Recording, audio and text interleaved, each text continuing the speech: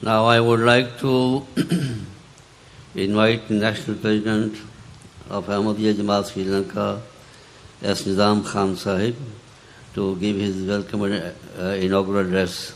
The topic of his address is Advent of Imam Mahdi alayhi salam and Signs of Latter Days. أشهد أن لا إله إلا الله وحده لا شريك له وأشهد أن محمدا عبده ورسوله أما بعد فأعوذ بالله من الشيطان الرجيم بسم الله الرحمن الرحيم. My dear respected Maulana Mirza Nasir Ahmad Sahib,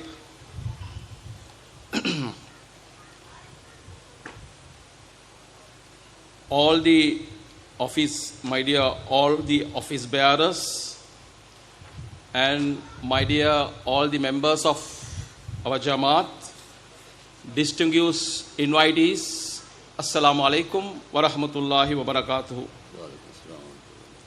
My dear respected Maulana Mirza Nasir Ahmad Sahib, it is a great privilege for all of us to meet you once again and participate in these auspicious occasions with your presence.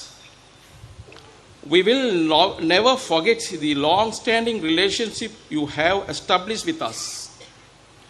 You have been a loving father to us. Even though you have completed your duties and moved away from us to England, you are always looking out for our sorrow and happiness. You are a loving teacher to us. You pushed us and encouraged us. The Sinhala translation work of Holy Quran and teaching of Islam. You came as a Asha of Musa alayhi salam when our Jamaat was facing critical situation. At that time, one of our mosques was conquered and our Qadim Masjid Shahid Niyas Nana was murdered. You taught us the basic administrative work of our Jamaat.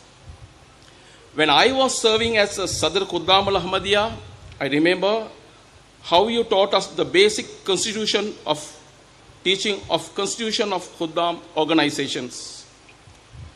You are a great Murabbi who taught us about Jamaat, Tabligh and Tarbiyat matter.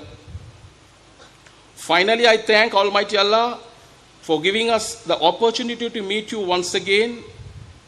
May these relationships continue forever. I kindly request your good self to keep on reminding us in your prayers. Now I come to my speech, that is Advent of Imam Mahdi and the Signs of the Latter Days.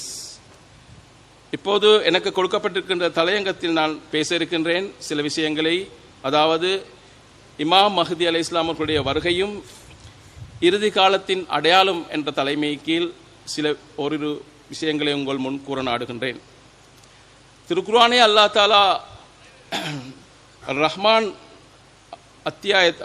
அதிகாரத்தில் இப்படி ஒரு ஆயத் பதியப்பட்டிருக்கின்றது. குல்லுமன் அலைஹா PAN வயபகா வஜ்ஹு ரப்பிக ஸுல் ஜலாலி வல் இக்ராம். மேற்கூறப்பட்ட திருக்குர்ஆன் வசனத்தின் முதல் பகுதி, அதாவது குல்லுமன் அலைஹா ஃபான், அதாவது நாம் வாழ்ந்து மரணிக்கக்கூடிய இந்த உலகமும் அதில் இருக்கக்கூடிய அனைத்தும் நிச்சயமாக அழிந்து போகக்கூடியவையாகும் என்பதை உறுதிப்படுத்தும் போதனையாக இருக்கின்றது.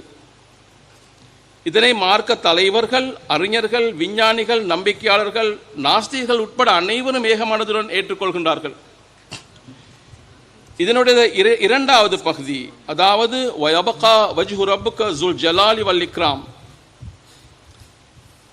இவ்வுலகமும் அதிலுள்ள அனைத்தும் அழிந்து விட்டாலும் எல்லாம் வல்ல அல்லாவின் இருப்பு மற்றும் நிரந்தரமாக இருக்கும் என்பதை எமக்கு போதிக்கின்றது இந்த கடைசி வசனம். இந்த இறை இருப்பை பற்றி உலகத்தில் தோன்றிய எல்லா இறை தூதர்களும் அவர்களை பின்பற்றும் இறை பக்தர்களும் உறுதியாக நம்புகிறார்கள். இந்த விடயத்தை உறுதிப்படுத்துவதற்காகவும் இதனை மக்களுக்கு தெளிவுபடுத்துவதற்காகவும் ஆதம் அலைஹிஸ்ஸலாம் முதல் நபிமார்களின் தலைவர் எம்பெருமானார் ஸல்லல்லாஹு அலைஹி வஸல்லம் அவர்கள் வரை இறை தூதர்களை எல்லாம் வல்ல அல்லாஹ் அனுப்பி கொண்டே இருந்தான். இன்றைய காலகட்டத்தில் உலகம் மிகவும் வேகமாக அழிவின் பக்கம் சென்று கொண்டிருக்கின்றது என்பதை நாம் அனைவரும் கண்டு கொண்டிருக்கின்றோம்.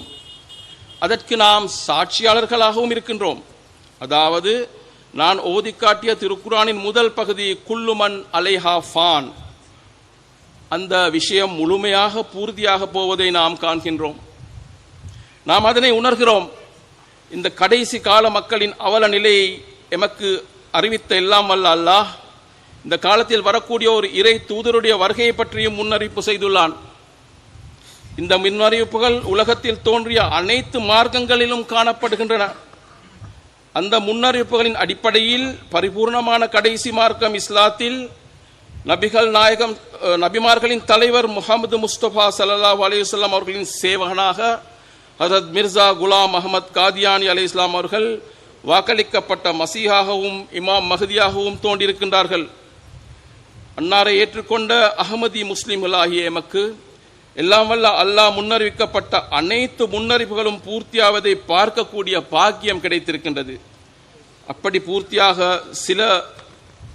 பூர்த்தியாகிய சில முன்னறிவிப்புகளை உங்கள் முன் வைக்க நாடுகின்றேன். இறுதி காலத்தில் அடையாளங்களில் மிக முக்கியமான ஒரு அடையாளம் யாஜூஜ் மௌஜூஜுடைய வருகையாகும். இந்த இரு பெரும் சக்திகள் பற்றி எம்பெருமானார் ஸல்லல்லாஹு அலைஹி வஸல்லம் அவர்கள் ஹதீஸ்களிலும் திருக்குர்ஆனிலும் பைபிள் கிரந்தத்திலும் மிகவும் தெளிவான விளக்கங்கள் காணப்படுகின்றன.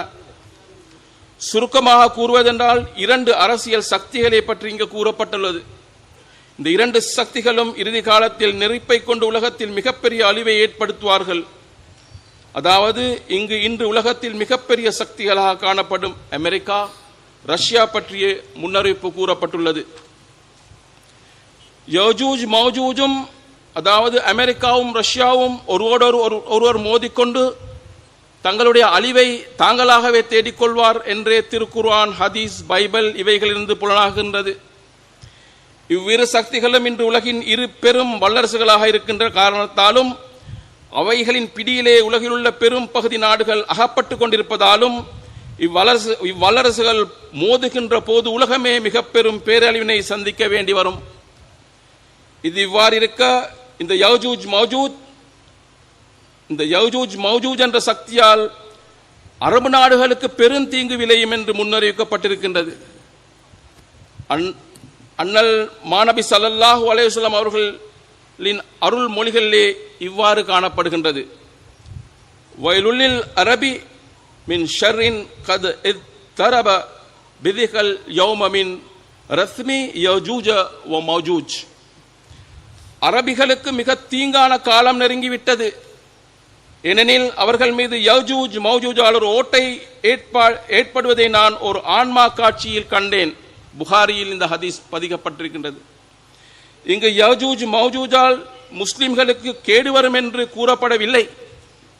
இங்கு யஜூஜ் மௌஜூஜால் முஸ்லிம்களுக்கு கேடு வரும் என்று கூறப்படவில்லை. மாறாக அரபியருக்கு ஆபத்து உண்டு என்றே கூறப்பட்டிருக்கின்றது. 1948 இந்த வல்லரசுகளால் இஸ்ரேல் நாடு உருவாக்கப்பட்டது. அது முதல் அரபு நாடுகளுக்கு தொல்லையே ஏற்பட்டு வருகின்றது. குறிப்பாக 1967 அரபு நாடுகளுக்கும் இஸ்ரேல் நாடுகளுக்கும் இடையே நடைபெற்ற போரில் அரபு நாடுகள் பெரும் நாசத்திற்குள்ளாயின. இந்த இஸ்ரேல் நாடு உருவான போது அஹ்மதியா இயக்கத்தின் அப்போதைய கலிஃபா ஹசரத் மிர்சா பஷீருத்தீன் மஹ்மூத் அஹ்மத் ரலியல்லாஹு அன்ஹு அவர்கள் கீழ்வருமாறு முன்னறிவிப்பு செய்தார்கள். ஐக்கிய நாடுகளின் சபையாலும் அமெரிக்காவின் முயற்சியாலும் உருவாக்கப்பட்டுள்ள இந்த அமைப்பை இருந்த இடம் தெரியாமல் ஆக்குகின்ற சக்தியை எல்லாம் வல்ல இறைவன் முஸ்லிம்களுக்கு தந்தருள்வான். இறைவன் உண்மையான அடியார்களும், அதாவது இஸ்லாம் அஹமதியத், இறைவன் உண்மையான அடியார்களும் அண்ணல் மாநபி ஸல்லல்லாஹு அலைஹி வஸல்லம் அவர்களின் வழி நடப்பவர்களுமான முஸ்லிம்கள் இங்கு பலஸ்தீனுக்கு போவார்கள். அப்போது அமெரிக்காவின் அணு ஆயுதங்களோ ரஷ்யாவின் முயற்சிகளோ எந்த பயனும் ஏற்படாது. அப்போது அமெரிக்காவின் அணு ஆயுதங்களாலோ ரஷ்யாவின் முயற்சிகளாலோ எந்த பயனும் ஏற்படாது. இறைவனின் இந்த நியதியை உலகமே ஒன்று திரண்டாலும் மாற்ற இயலாது. உண்மையில் முஸ்லிம்கள் பெறவிருக்கும் இந்த வெற்றியை யாராலும் தடுத்து நிறுத்த முடியாது. இங்கு முஸ்லிம்கள் கூறப்பட்டது இமாம் மஹதியுடைய ஜமாத். தப்சீர் கபீர் அல் அன்பியா என்ற கிரந்தத்தில் எழுதியிருக்கின்றார்கள். இக்காலத்தின் இமாமும் வாக்களிக்கப்பட்ட மஹதி மசீயுமான ஹசரத் அஹமது அலை இஸ்லாம் அவர்கள் யஜூஜ் மௌஜூஜின் முடிவை பற்றியும் அதன் பிறகு இஸ்லாம் அடையவிருக்கும் வெற்றி பற்றியும் பல முன்னறிவிப்புகளை செய்துள்ளார்கள். அவற்றில் ஒன்று இவ்வாறு காணப்படுகின்றது. பூமியில் ஒரு பேரழிவு உண்டாகும். எல்லா அரசுகளும் ஒன்றோடொன்று மோதும். பூமி இரத்தத்தால் நிறைந்துவிடும். கலகங்களும் குழப்பங்களும் மலிந்துவிடும். இதன் காரணமாக உலக பேரழிவு ஏற்படும். இவைகளுக்கு தலைமையாக ஷாம் தேசமாக இருக்கும். இவை இந்த அழிவுக்கு தலைமையகமாக ஷாம் தேசமாக இருக்கும். அதாவது இன்று நாங்கள் சிரியா என்று அழைக்கின்றோம். அப்போது எனது வாக்களிக்கப்பட்ட குமாரன் இருப்பார். இறைவன் அவருடன் இருப்பான். இன்னி மாக்கர் யா மஸ்ரூர், அவருடைய குமாரன் இருக்கின்றார். இந்த இல்ஹாமும் மசீஹ் அலைஹிஸ்ஸலாத்துக்கு இறங்கியிருந்தது. இன்னி மாக்க யா மஸ்ரூர், அதாவது அப்போது எனது வாக்களிக்கப்பட்ட குமாரன் இருப்பார், இறைவன் அவருடன் இருப்பான். அப்போது அவருக்கு எல்லா உதவிகளும் இறைவன் புறமிருந்து கிடைக்கும். இந்த அழிவுகளுக்கு பிறகு எங்களின் ஜமாத் வெற்றி பெறும். அரசுகளும் எங்கள் ஜமாத்தின் சேர்வார்கள். வாக்களிக்கப்பட்ட நிகழ்ச்சிகள் நடைபெறுவதை அப்போது நீங்கள் உங்களின் கண்களால் காண்பீர்கள். இந்த முன்னறிவிப்பிலிருந்தும் ஒரு பெரும் பேரழிவை ஏற்படுத்தக்கூடிய மூன்றாவது உலக மகாயுத்தம் அரபு நாடுகள், இஸ்ரேல், பலஸ்தீன் ஆகிய இடங்களிலிருந்தே ஆரம்பமாகும் என்பதும் புலனாகின்றது. இந்த முன்னறிவிப்பின் மூலம், அதாவது இந்த முன்னறிவிப்பின் மூலம் மூன்றாவது உலக மகாயுத்தம் அரபு நாடுகள், இஸ்ரேல், பலஸ்தீன் ஆகிய நாடுகளிலிருந்தே ஆரம்பமாகும் என்பது எங்களுக்கு புலனாகின்றது. 1967 ஹசரத் கலீஃபத்துல் மசீஹ் சாலிஸ் அவர்கள் ஐரோப்பிய நாடுகளுக்கு சென்றிருந்த போது லண்டனில் அளிக்கப்பட்ட வரவேற்பு பதிலளித்து பேசுகையில் மகா யுத்தத்தை பற்றி குறிப்பிட்டு பேசியிருந்தார்கள். அது இவ்வாறு வருகின்றது. அவர்கள் இவ்வாறு கூறுகின்றார்கள்: கடந்த 2 உலக மகா யுத்தங்களை விட பயங்கரமான மூன்றாவது உலக யுத்தத்தை பற்றி ஹசரத் மஹதி மசீஹ் அலை இஸ்லாம் அவர்கள் முன்னறிவித்துள்ளார்கள். யாருமே எதிர்பாராத அளவில் திடீரென்று ஒன்றுக்கொன்று எதிராக 2 பெரும் சக்திகளும் ஒன்றோடொன்று மோதிக்கொள்ளும். வானத்திலிருந்து நாசமும் அழிவும் மலை போலிறங்கும். பெரும் நெருப்பு பூமியை மூடிக்கொள்ளும். நவீன நாகரிகத்தின் மணி மகுடங்கள் மண்ணோடு மண்ணாகிவிடும். இப்போது நாங்கள் அதனை பார்த்து கொண்டிருக்கின்றோம். லாஸ் ஏஞ்சல்ஸில் 2 பெரும் வல்லரசுகளான ரஷ்யாவும் அமெரிக்காவும் அவைகளின் நேச நாடுகளுடன் பேரழிவை சந்திக்கும். அவற்றின் சக்தியும் பலமும் இருந்த இடம் தெரியாமல் போய்விடும். அவற்றின் நாகரிகமும் கலாச்சாரமும் உலகில் அவை ஏற்படுத்திய அமைப்புகளும் சின்னா பின்னமாகிவிடும். அதன் பிறகு எஞ்சியுள்ளவர்கள் திகிலடைந்து செயலிழந்து நிற்பார்கள். ரஷ்ய நாட்டு மக்கள் மிக விரைவாக இந்த ஆபத்திலிருந்து இரட்சிக்கப்படுவார்கள். அவர்கள் தம்மை படைத்து பரிபாலிக்கின்ற அந்த இறைவனை உணர்ந்து கொள்வார்கள். இவ்வாறு முன்னறிவிப்புகள் விளக்கமாக கூறப்பட்டிருக்கின்றது. பூமியிலிருந்து இறைவனுடைய பெயரையும் வானத்திலிருந்து அவனுடைய இருப்பையும் இல்லாதொழித்துவிட கங்கணம் கட்டிய கொண்டிருந்தவர்கள் தங்களின் வழிகேட்டை உணர்ந்து தூய இஸ்லாத்தை தெரிந்து இறைவனின் ஏகத்துவத்தை நிலைநாட்டக்கூடியவராக மாறிவிடுவார்கள். இஸ்லாத்தின் வெற்றியை பற்றியுள்ள தீர்க்க தரிசனங்கள் நிறைவேறக்கூடிய சாத்தியக்கூறுகள் இப்போது தோன்ற ஆரம்பித்துள்ளன. ஆனால் நான் ஏற்கனவே கூறியுள்ளதை போல 3ஆம் உலக யுத்தத்தை பற்றியும் ஒரு பேரழிவை பற்றியும் முன்னறிவிப்புகள் ஏற்கனவே தரப்பட்டுள்ளன. இதற்கு பிறகே இஸ்லாம் அஹ்மதியத் மிக மகோனத நிலையை எய்தும். ஆயினும் மக்கள் எல்லாம் தங்களுடைய தவறை உணர்ந்து இஸ்லாம் காட்டும் வழியினை ஏற்றுக்கொண்டால் இந்த பேரழிவு ஏற்படாது என்றும் கூறப்பட்டிருக்கின்றது. இது உங்களுடைய கைகளில் தான் இருக்கின்றது. இறைவனை உணர்ந்து அவனுடைய உண்மையான உறவை ஏற்படுத்திக் கொள்வதன் மூலம் இந்த பேரழிந்து உங்களின் சந்ததிகளையும் நீங்கள் காப்பாற்றலாம். அவ்வாறு இல்லாவிட்டால் இந்த பேரழிவை நீங்கள் உங்களின் சந்ததிகளும் சந்திக்க வேண்டி வரும். எச்சரிக்கை செய்ய தோன்றிய அந்த மனிதர் தோன்றி இறைவனின் பேராலும் அண்ணல் மாநபி ஸல்லல்லாஹு அலைஹி வஸல்லம் பேராலும் எச்சரித்து தமது கடமையை நிறைவேற்றி வைத்திருக்கிறார்கள். எல்லாம் வல்ல இறைவன் உங்களுக்கு உங்களுடைய கடமைகளையும் பொறுப்புகளையும் உணர்ந்து அவற்றை நிறைவேற்றக்கூடிய நட்பாக்கியத்தை தந்தருளாக என்று இந்த உரையை கலிஃபத்துல் மஸீஹ் சாலிஸ் அவர்கள் முடித்திருக்கின்றார்கள். எனவே இப்போது இறுதி காலத்தில் சில அடையாளங்களை உங்கள் முன் கூறிய என்னுடைய உரையை நான் நிறைவேற்ற நாடுகின்றேன். இமாம் மஹதி தோன்றும் இறுதி காலகட்டத்தில் மக்களின் நிலை எவ்வாறு இருக்கும் என்பதை பற்றி நபிகள் நாயகம் ஸல்லல்லாஹு அலைஹி வஸல்லம் முன்னெடுத்துள்ளார்கள். அக்காலத்தில் பாலுணர்வு, அதாவது செக்ஸ் பற்றிய நூல்கள் மிகுந்து காணப்படும். விபச்சார சந்ததிகளும் பெருகிவிடும். மது அருந்துதல் அக்காலத்தில் அதிகரித்து அது ஒரு நாகரீகமாக கருதப்படும். பிள்ளைகள் பெற்றோருக்கு எதிராக நின்று அவர்களை அவமதிப்பார்கள், அவர்களுக்கு தொல்லை கொடுப்பார்கள்.